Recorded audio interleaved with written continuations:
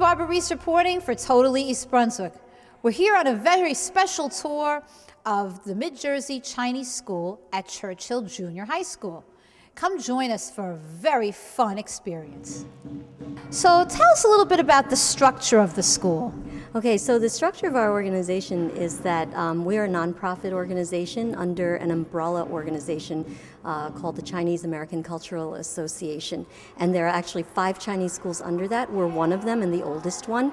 And then within our organization, we have a staff and administration that are all volunteer-based. So other than the teachers, everyone that runs this organization up to the principal are volunteers. They put a lot of effort and heart into their jobs. It is. We change principals every year, and part of it is that the volunteers all have families, jobs, other things, pulling on time, and it is quite an intensive job. So we try to spread the work by having a lot of people involved in different tasks. Like this 50th anniversary celebration couldn't be possible without, former principals coming back, former volunteers coming back, the parent-teacher organization, which, by the way, I mentioned there's a parent-teacher organization which represents, all the families in the school. And without all that, it wouldn't be possible. Well, today is we are trying to work together with all this local community, and this, to develop this Chinese culture for all the communities and for all this the next generation of the Chinese American. And this school is for more than 50 years. 50 years today, and we hope we can get another 50 years, and so. Let us everybody can share this culture and the different culture and different language, and so work together, for the communities. Yeah. 50 years ago, maybe we had a couple dozen families. Today, how many people are enrolled, and what's the total involvement of the community in your school? Yeah, so far we have more than 200 families, and every year we have a different family from different non-Chinese families and also the local families, and so we have we have more than 200 right now, and it's getting bigger and bigger. Yeah. And it's not just for children. Adults can take classes as well and get involved. Yes, right. Yes, we also have an adult class, and also for the adult language and the culture class, like a Zumba and like a Chinese martial. So it's also welcome all this adult can join us. This is a non-profit organization, so everybody's welcome. I think one of the unique things that's so special about your school is the language that's been approved by the Board of Education. Right. This is is a language improving, which is can help the this next generation to learn this different language. For instance, just like instead of just like French or Japanese, we can have another choice to learn Chinese. Yeah. Right, and then by learning in your school, they'll also get credits at the high school. That's correct. Yeah, we have another credit. So when you study in our school, and you can do this the test, ACFO test, and once you pass the test, you can get at least 5 credit or 10 credit as a second language in high school. So, our school is the first one get approval from this board of education. Yeah. And where do you think the school is going to grow? What avenues are you looking for in terms of changing what's going on here? Well, this for the next generation, because most of the family, the parents, they don't speak Chinese anymore. So we hope we can, give an opportunity not for the kids, also for the parents. They can learn together. So just like so in the future we have we will just talk to the local families and see what is the best way to do it to improve our education in Chinese. Yeah. How do you feel your school does within the concept of bringing East Brunswick together? Well, this school located in East Brunswick for 50 years.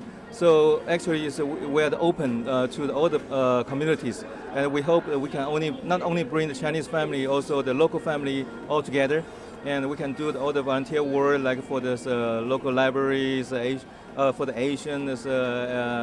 Annual activities, also for the local celebrations. We all support every kind of local activities. So this is, we just like as a teamwork together with local families. I'm with Dr. Magistro, and we're here obviously celebrating the Mid-Jersey Chinese School's 50th anniversary. From your perspective as the superintendent of schools, what does a school like this in East Brunswick mean?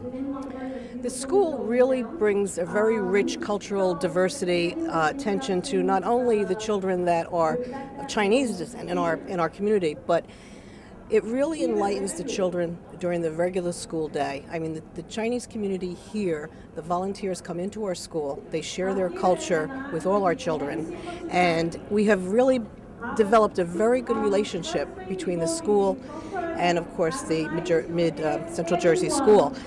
They have been in our district, started only 2 classrooms over at Smith Elementary many years ago, about 5 decades ago, and they really take most of Churchill Junior High School.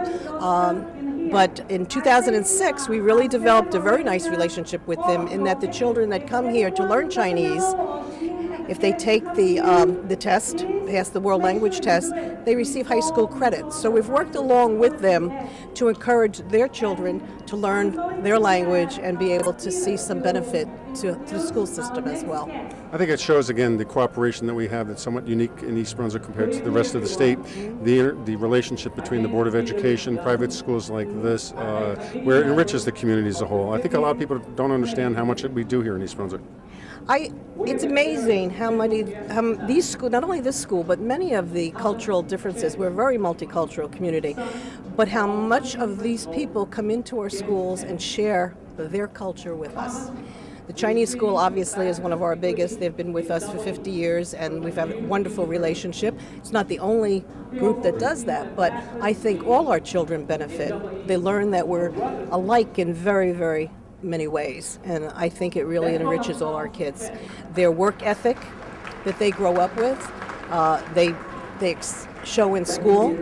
They really are extraordinary students, and I think that they have been a wonderful addition to our community. I agree. It's particularly on the education front, and I think also on the diversity that we have in East Brunswick, which we have, so many different ethnic groups. Yet we are, as I like to say, the perfect melting pot where we all get along. Absolutely. And whenever there is a celebration that they have, they're willing to share. Chinese New Year's is shared in our schools, and our students love it. All our kids love it. They just become part of the whole celebration, and I think that's what makes it work in East Brunswick. I think the community really embraces the diversity here, and it really works. And this school is one of the reasons why it was really the foundation to the development between us and the groups in town, because we long history with them. But I think that all our various cultures in town really do contribute to the education of all our kids, and it's been a true partnership. I lived in a part of the country where there weren't very many Chinese people at all, and we had a Chinese school, but it was kind of a small one, met in the church basement a couple hours every Sunday. When we moved to East Brunswick, much to our surprise, we found Mid-Jersey Chinese School here, and I can't believe how much of an asset it is to the community. It's much bigger. It's one of the biggest Chinese schools I've ever seen. It's fairly well organized. My wife is on the PTO here, and the parents tend to get very involved. The main thing is that I'm second generation Chinese. My parents immigrated here, and we think it's important for our kids to maintain their culture and try to learn a little bit of the language along the way. So. Does it help at home, to maintain the culture so the kids get some additional information here, and then you as parents can reinforce it at home? Oh, absolutely. I mean, actually, this summer we went to China for a couple of weeks with my parents, and I think that without the Chinese school, my kids probably would not have appreciated the trip as much as they did. So tell us a little bit about the beginnings of the Mid-Jersey Chinese School. Yeah, the school actually started in 1963. Because Dr. Joe Sweeney happened to live very close to one of the Chinese member, earliest one here, who now passed away, Dr. Chen. And so he allowed the school to start at Smith School. Dr. Joe Sweeney was Smith School principal.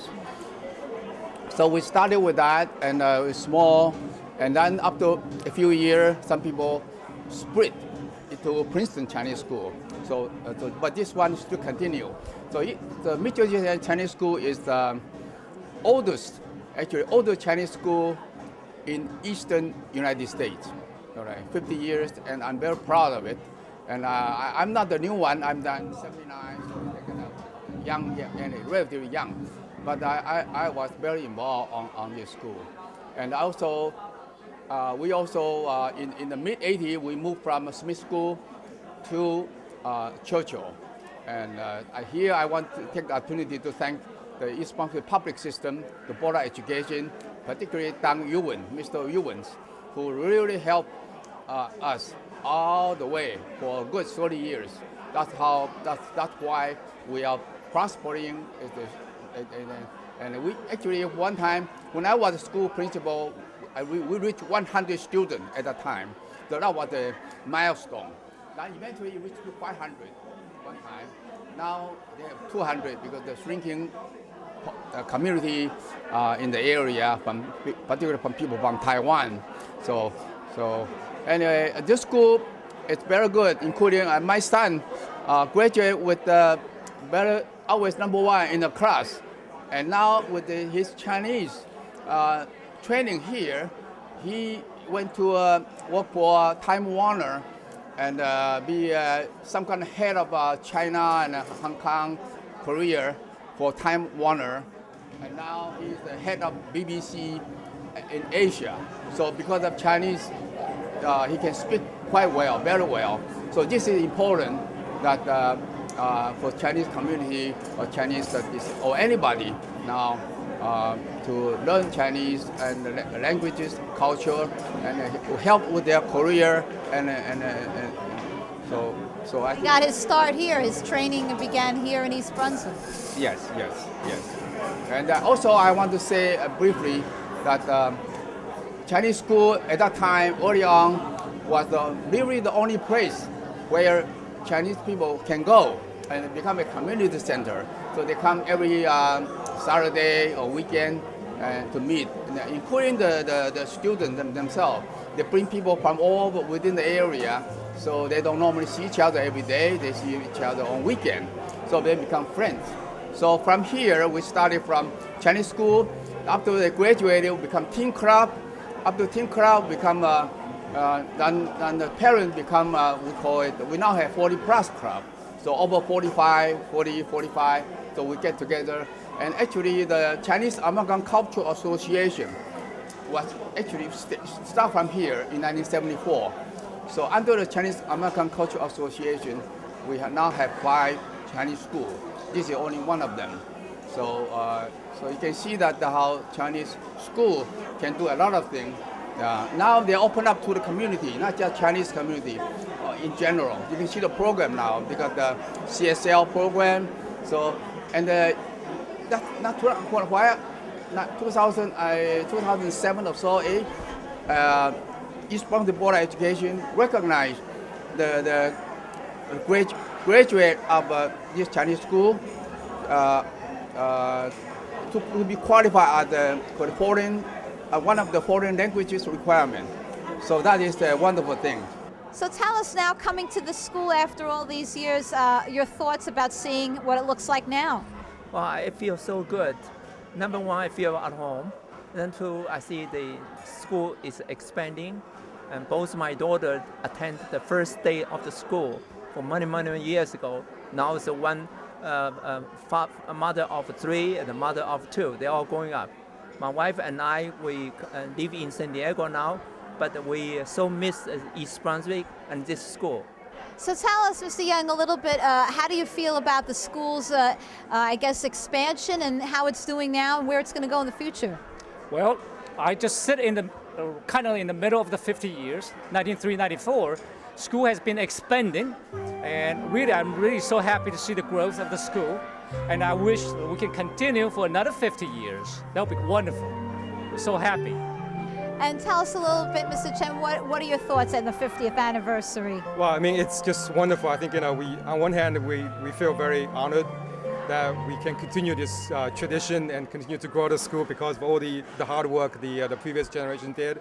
On the other hand, I think it's just, the emphasis of the school, even though it's always been teaching the Chinese language and the culture, but I think we feel like, for us, for future generations, we wanted to broaden the appeal of the schools. We did a lot of programs to work with the local township, with the local communities, really make it as not just a place for the Chinese kind of the expats, but also really for everybody else. As we all know, the world is becoming more global.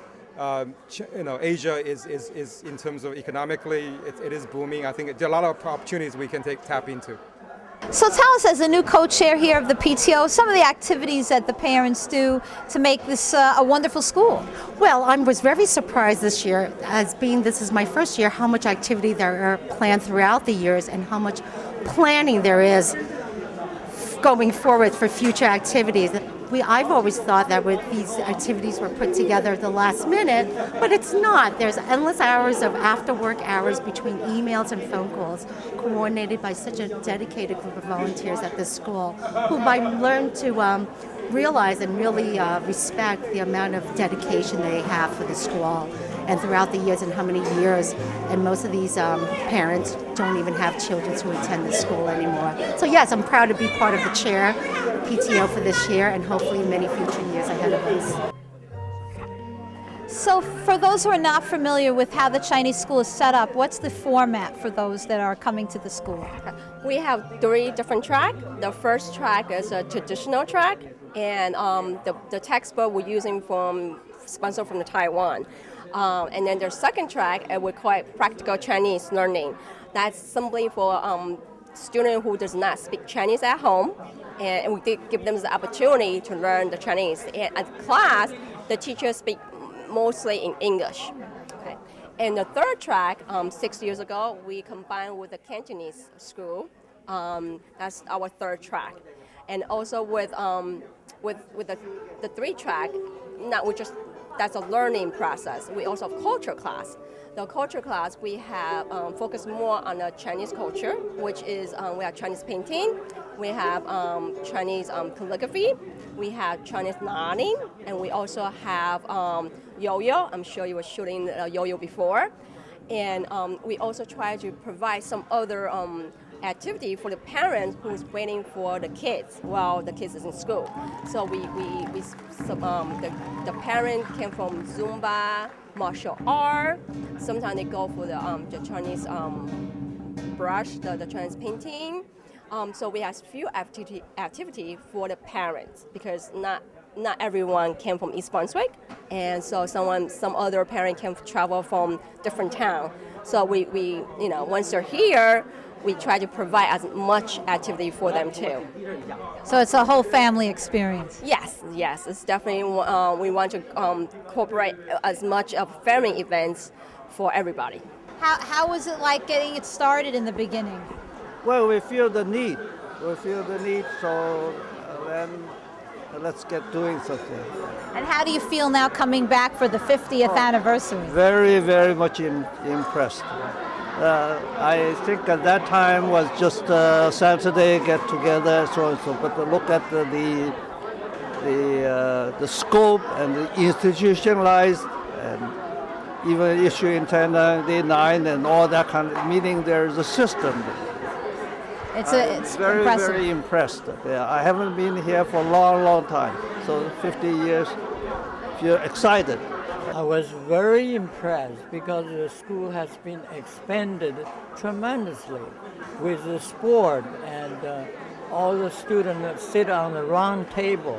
This is very much different from at our time, about 20-something years ago. And when you were principal, about how many students were in the school at that time? At that time, about 65 students. Now I understand they have more than 200. So that's an exciting expansion. Tremendous expansion. So Leon, I understand you are a student here, and now you've graduated and you're a teacher here of some of the fun yo-yo work that we've seen. Yes, I graduated. I teach yo-yo now. It's very fun, I think, because I was taught as a kid how to do yo-yo, and now I'm teaching the kids again. It's very enjoyable. And what would you say, looking back on your time here, what was the most important or enjoyable thing that you learned here? How to speak Chinese, I guess. It's a good thing to learn, I like going to Hong Kong, and it's very useful to know Chinese and how to use it, And now that you guys are going into college, what are some of the things that you're happy that you learned here at the school? I'm really glad that Chinese school has provided me with so many activities and programs that have just culturally enlightened me a lot. For example, I've participated in folk dancing, and I think it's just such a great experience to really dive deeper into our cultural background. And thank you. And what do you think about, looking back at your time here? What do you look back fondly at? Well, learning Chinese was a big part because a lot of my relatives are from Hong Kong, so all they know how to speak is Chinese. And I also met a lot of new friends here, so I was really happy to be able to be part of this Chinese school. So Christine, tell us a little bit. You're a teacher here. You also have been a student here. What makes this school so special? Definitely the administration, the faculty, the students, the parents, and the teachers. It's the culture within the school that makes it different than any other Chinese school. The fact that all the teachers and the parents and students are willing to continue their education here, and the passion that they have for Chinese learning. And the ages of the students that you're teaching in this room, how old are they? It's a wide range. It's kindergarten to third grade. So I have kindergartners first, second, and third. It's a huge gap, but they learn from each other despite that age group and the age gap.